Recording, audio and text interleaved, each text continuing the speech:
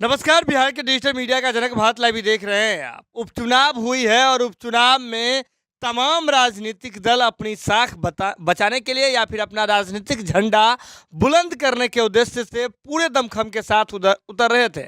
आपको बता दें कि उपचुनाव में नेता प्रतिपक्ष तेजस्वी यादव भी उतरे थे। राजनीतिक विरासत और राजनीतिक सूझबूझ का परिचय देने के लिए और नीतीश कुमार जी को धूल चटाने के उद्देश्य से, नीतीश कुमार के सामने बड़े चेहरा के रूप में उतरने के उद्देश्य से।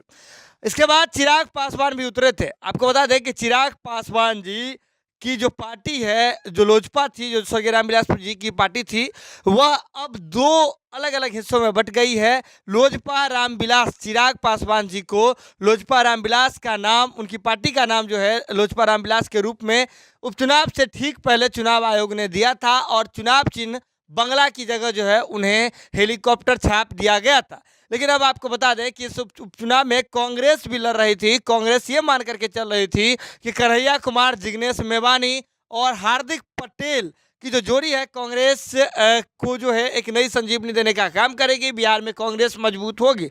लेकिन तीनों लोगों की जो उम्मीदें थी उस पर पानी फिरा और एनडीए के जो प्रत्याशी हैं वह निखर करके सामने आए, जीत कर करके सामने आए। लेकिन इसमें बड़ी बात ये थी, चिराग पासवान जी की हम बात कर लेते हैं कि चिराग पासवान जी के जो चचेरे भाई हैं, जो सांसद हैं प्रिंस राज, जब कुशेश्वर स्थान में एनडीए के प्रत्याशी अमन भूषण हजारी ने जीत दर्ज की, उसके बाद जो है आपको बता दें कि सांसद प्रिंस राज भी उस जश्न में शरीक होने के लिए पहुंच गए थे।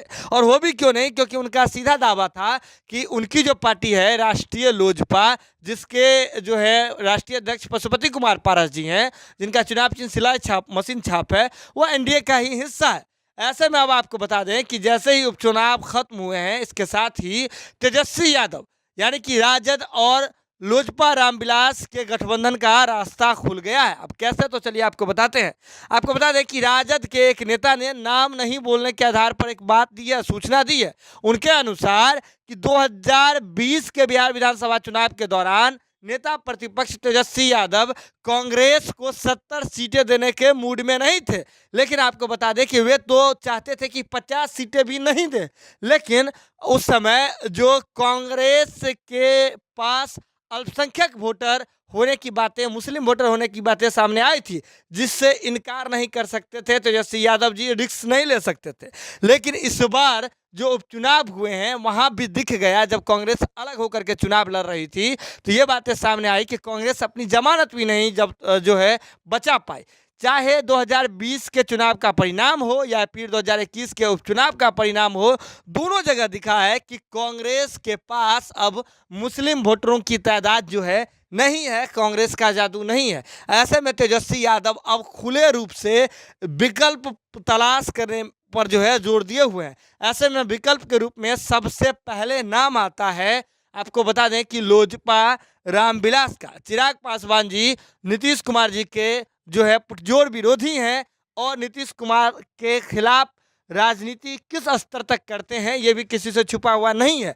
लेकिन ऐसे में अब जब तेजस्वी यादव जी नीतीश कुमार के खिलाफ गोलबंद हैं, तो ऐसे में चिराग पासवान जी का नाम और उनकी पार्टी का नाम सबसे पहले आता है कि अब लोजपा रामविलास और राजद में गठबंधन पर बातचीत हो सकती है।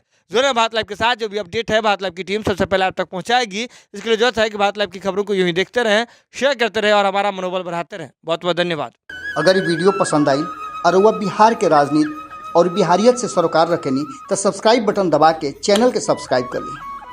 ओजे एगो घंटी बा, ओकरा बटन दबा देला से कुल सटीक और मारक खबर रुआ मुफ्त में मिल जाई। अगर रुआ पत्रकारिता के हमनी के नया प्रयोग में सहयोग कर चाहतानी तो ज्वाइन बटन दबा दी।